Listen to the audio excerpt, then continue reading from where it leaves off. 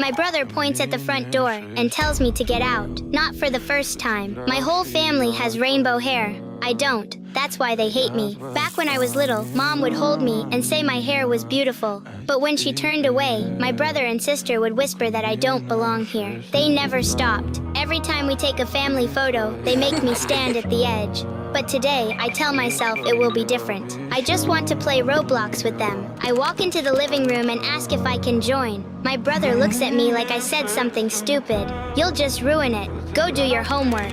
I stand there, my eyes fill with tears. So I turn and run to my room before they see. I think about going back in and asking them why. I never can make myself do it. That night, Mom says my room needs cleaning and I have to sleep somewhere else. She asks my sister if I can share her room for just one night. My sister's eyes go cold. Absolutely not. My brother laughs from down the hall. Mom crosses her arms and says it isn't a choice. I follow my sister into her room in silence. Right as I enter, she switches the light off and closes the door without a single word. I lie in the dark and stare at the ceiling.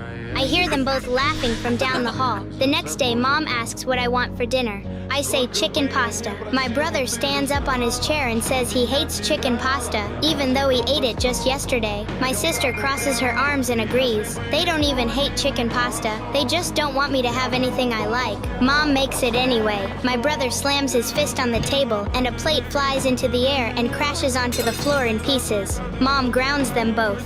But I already know grounding them only makes things worse for me later. Last time she did this, they ignored me for an entire week. That same evening, Mom goes to the kitchen to cook. The second she is gone, my brother stands up and points at the door. Get out! You don't have rainbow hair? You don't belong here. My sister steps toward me.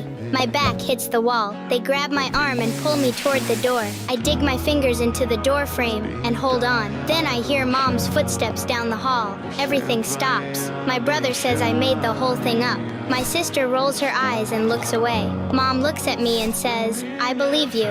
For the first time in forever, I feel loved. That same night, Dad drives home halfway through a work trip just for me. I had called him earlier. He walks in and hugs me without asking what happened. Later, Mom sits everyone down in the living room. My brother and sisters stare at the floor. Dad looks at me and says, nobody is ever kicking you out of this family. Mom looks at me and says something I will never forget. The color of your hair has never once changed how much I love you. My brother and sister say nothing, but for the first time, I don't feel like I need to disappear.